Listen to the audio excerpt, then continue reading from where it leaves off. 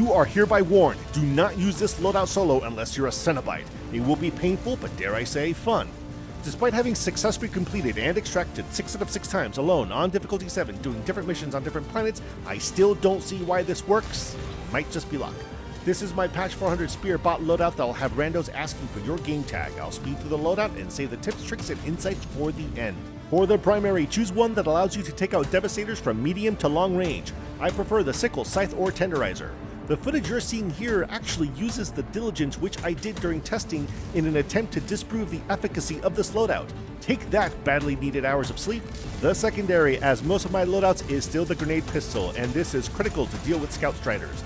You'll be gobbling up ammo boxes like the Acolyte gathers bad reviews, so make each shot count. Pick up stun grenades, but this time it's not for hulks, but to slow down and destroy gangs of berserkers, scout striders, and devastators. Now comes the spear. Gunships, turrets, tank, hulks, and fabricators, all able to be taken down easily and at very long range. It's that ability to destroy these units from beyond their ability to strike back that lets you strip away a heavy outpost's defenses without breaking a sweat. Tips for using this solo comes up after the loadout. Both the Airstrike and 500 Eagles fill the same role, providing Devastator clear as well as handling heavies when the spear is out or targets are too close for comfort. The backbone of the automaton force are its various Devastators, and thank Liberty, they walk slower than sloths on Valium, so getting them under the withering fire of a Gatling barrage becomes surprisingly effective. The armor here is any with the fortified passive to stop those rocket Devastators from juggling your torso across the map. For boosters, if you're solo, it's going to be really hard not to pick up Experimental Infusion. If in a team, ensure that you're getting stamina or vitality as part of the group. If I may wax poetic for just a moment. In these brief, stolen moments, I get to address you, a stranger simply seeking to excise the shadows of the banal cruelty suffered during the day. I often ask for those tokens of passing fancy, such as likes, kind comments, and even the vaunted follow. But to me, these aren't just packets of vapid vanity, they're a ledge. Look, let's be honest, I'm not endowed with a genetic fortune to attract, inspire, or humor. And when anxiety-induced voices tell me to stop this content creation fixation, it's those trifling tributes I scroll through to get me past it.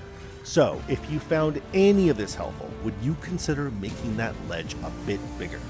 Alright, that's not what you're here for, let's get to some loadout insights. Tip time. For the primary that are great at taking out Devastators, it all comes down to preference, but rules of thumb are, go with the sickle or tenderizer to engage at medium range, and the scythe at long. If you're a glutton for punishment, go with the marksman rifles. The diligence takes 2 headshots but has 0 drag, and the counter sniper takes 1. I recommend you consider an armor with the peak physique property if you're using the counter sniper. When using stun grenades, feel free to drop them at your feet. They'll stop bots from shooting at you, but you can still fire away. The reason the spear is an amazing team weapon is that it lets you take on turrets, tanks, and fabricators at any angle from a distance. Destroying a fabricator is like kicking over an anthill, causing troopers to call in dropships as soon as they can. You want them to do this while you and your team are as far as possible because it makes it easier to target heavies and separate their forces. Being able to one-shot a turret makes them irrelevant.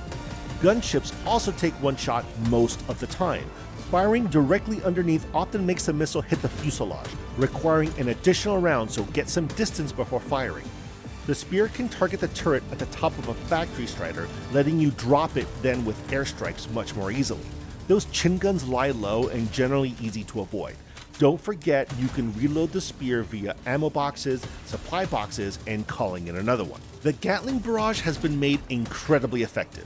Even automaton tanks with all of 6 horsepower can be blown up by it since the splash from the rounds hit its exposed area in the back. So try to keep this in your pocket whenever possible.